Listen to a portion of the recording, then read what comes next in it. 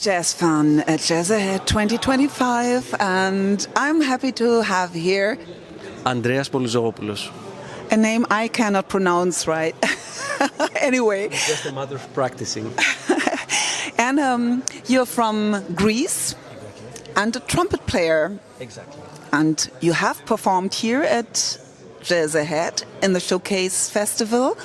Maybe you can tell us who you had with you and what style of music you're in. All right. We played with a trio.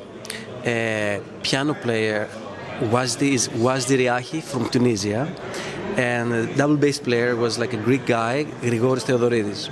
So basically we played a few tunes from our last album. It's called Petrichor. Petrichor, it's a Greek word, but you can say it also in English.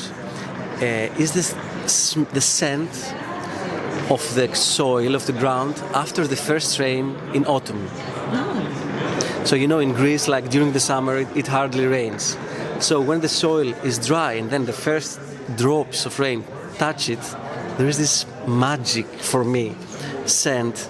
And I loved this moment. Every September I was in Greece, you know, and the first rain, I could smell it.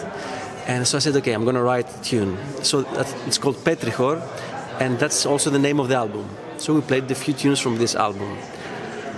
If I had to put in words the style of jazz, I mean, it has a lot of elements from Mediterranean, obviously. And Wazdi, he's from Tunisia, so he makes that a bit more obvious, which I love. But for me, it's like totally jazz. It's a jazz album. I mean, we use some effects, but basically it's kind of acoustic. Now, jazz from Greece has been rising in the last couple of years.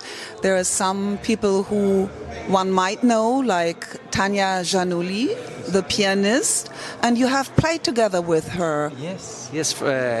We recorded a trio CD. I don't even remember when was that. It was before COVID, so it should be like 17, 18.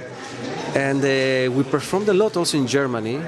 It was super nice record, very special formation. It was like piano, oud and trumpet. It's kind of a unique combination, I think. So yeah, it was super fun times. So there we have some kind of Mediterranean melting pot with the North African elements and I don't know how much all the elements that are kind of rhythmic in this area, like, I don't know whether makams play a role there, I don't know. A lot. And I mean, Greece is very particular because there are a lot of different musical genres, you know, in Greece. Like almost each island has its own traditional music.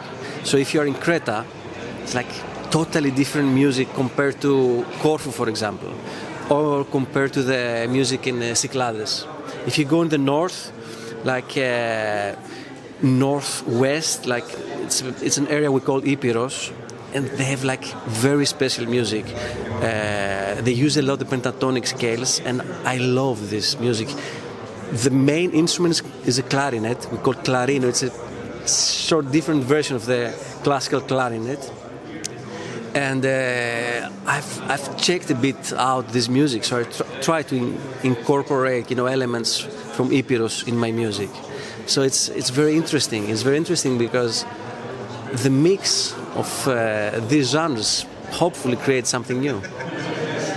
So now you, as a trumpet player who kind of has a vision for his own sound, his own band, how would you just grow up in Greece as a musician? How would you just get an audience? Where are the places where you kind of developed as an artist? Yeah, well, I've lived a lot abroad. So when I was around my 21, I moved to Amsterdam. So I studied there, and then I went back to Greece. I started playing a lot in Greece, also with some traditional musicians and some very special pop/world artists. Also a lot of jazz. But I was abroad all the time. So like after a couple of years I was in Greece, I moved to Paris. And I would live like between Paris and Greece, like, and play with French musicians, go back in Greece. Then I moved at some point to Copenhagen, which was not my cup of tea. So I remember that year I was like Copenhagen, I spent a few months in London, I went back to Paris, back to Greece. I stayed a couple of years in Greece, then I went back to Paris, I had a residency in Cité des Arts, which is like a place in the center of Paris full of artists. Then I moved to Belgium. I stayed for 2 years there, and I played a lot with Diederik Wissels, fantastic piano player.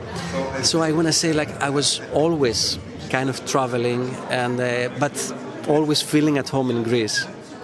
So inspiration was not so hard to find, you know. It was like it's like a jazz odyssey. A Greece world citizen in a way. Yeah, kind of. But still, and also like in the last CD in Petrichor, a lot of tunes are inspired, you know, from the landscape of Greece. But also, like, there is for example, there is a tune. It's called Petit Sablon, which is a super nice square in Brussels. There is a tune called First Time in Times Square. It's like the first time I went New York. It was in 2010, I think. 11. It's like the first time I was in Times Square, you know, I got out of the metro and I was, you know, overwhelmed from the skyscrapers, and immediately it was a melody that came to my mind, like so I took this melody, I put it, you know, I wrote it down and forgot about it. So when I was writing new music, you know, I said, there's this melody, let's see if we can make a tune out of it. So I think, you can draw inspiration from everything, from everywhere, and especially from different places. We wonder where you're next, maybe Rome or... No, I think right now I'm happy in Greece. Like after COVID, I decided to move back to Greece. So now I'm super happy to be there and, you know, and travel from there, mostly in Europe, and I'm enjoying. I had missed the sun a lot. You have performed here at Jazzahead, and you're still here. I mean, I think your performance was on Thursday. Exactly. And we have Saturday today. But you're still here and networking, I guess. If you look at Jazzahead, what is your challenge here? What do you do here, apart from what you did as a musician? Okay, I mean, of course there are very interesting bands to listen to, so that's also like a reason for me to be here. Now my good friend Was Diriachi will play with a French band, so it's always like it's just my second year in Jazzahead, but last year also like super nice to listen to new musicians and be kind of listening to what music that is happening now. You know, it's like really up to date, and of course it's interesting like to meet a lot of people, you know, and talk about the possibilities of playing in their festival, etc. This year it's kind of easier, you know, because a lot of people came and listened to my music. So, you know, when they're approaching and talking to you, you know, say, okay, we'll listen to your stuff and we like it, and let's talk about the possibility of inviting you to our festival or to our club. So, yeah, it's nice. Thank you so much for joining us. Thank you. Thank you.